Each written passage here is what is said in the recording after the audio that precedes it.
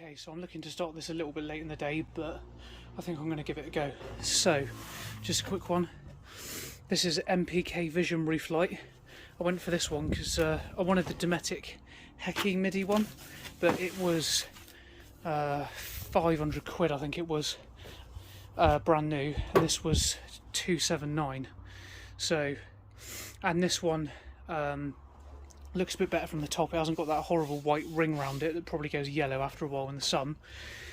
And this one will go 60 up, I think up to 60 mil deep through the roof up there, instead of only 30 or 40 on the Dometic. And you've got to buy extra brackets. You've got to buy these extra brackets on top. So this roof vent came with the van. It's a 400 by 400 Fiamma one.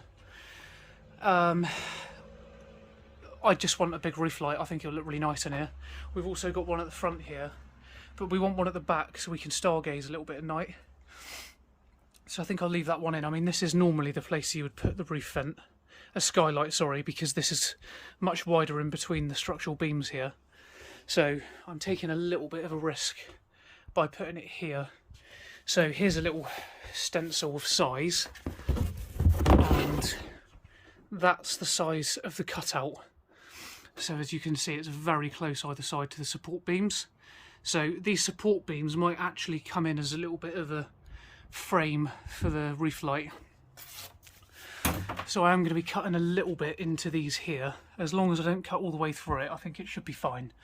So I'll get on top of the roof, reciprocating saw, cut some framework and go for it. So I'm going to crack on with it. So this is what I'm going to use to cut the hole. It's a reciprocating saw.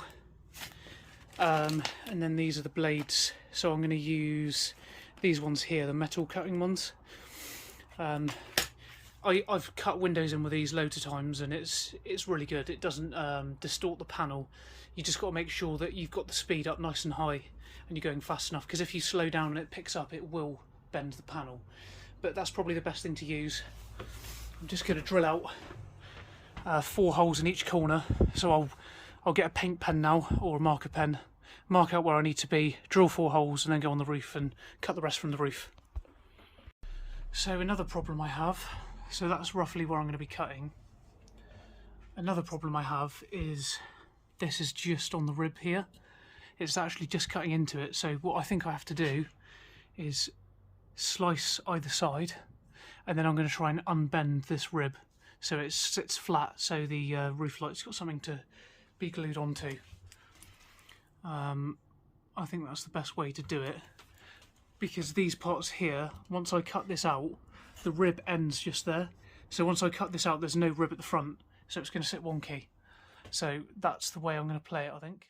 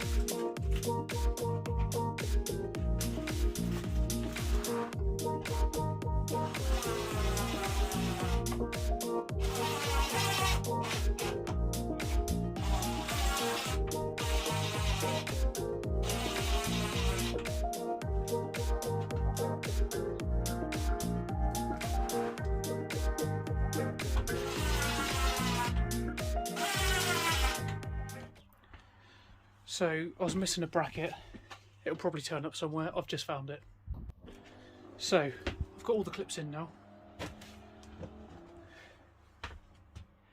all the way around. That's pulling it nice and tight. I've used some 9mm ply either side just to space that out. It's pulled nice and tight, so I'm just going to go up the top now and put a last seal of beader sealant around it.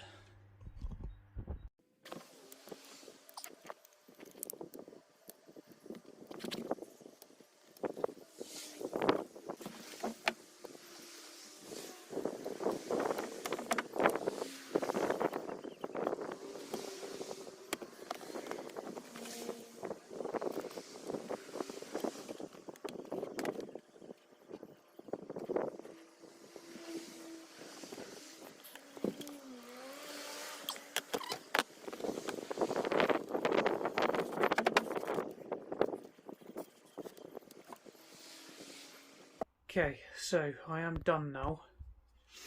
Just having a bit of a clear up because I've made a right bloody mess. It's everywhere.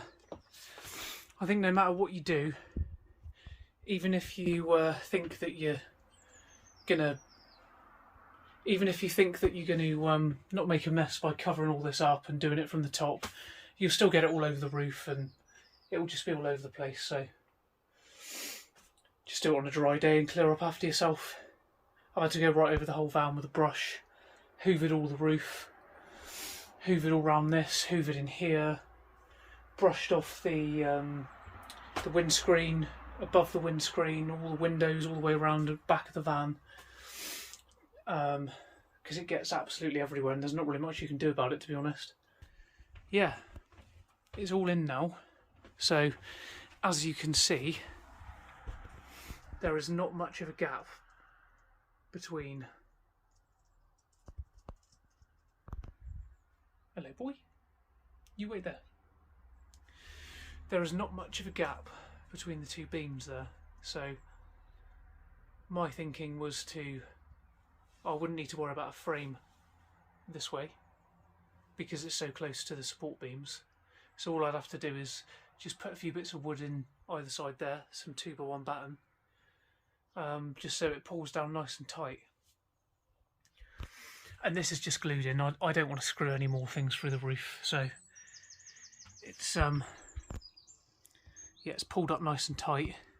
The only problem is I tried to, as I was saying with these ribs here, I cut it here and here and then used a G-clamp and 2 bits of steel to try and pull it down flat. It did flatten out a little bit, but it didn't flatten out fully.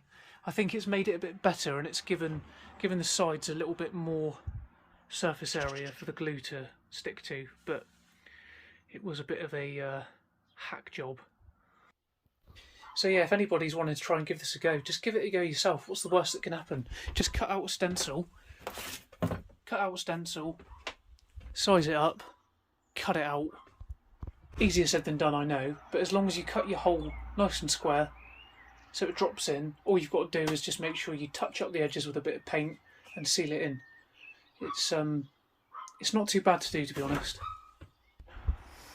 Yeah, if you guys are enjoying this content, please like and subscribe if you want to, because I've got loads coming up.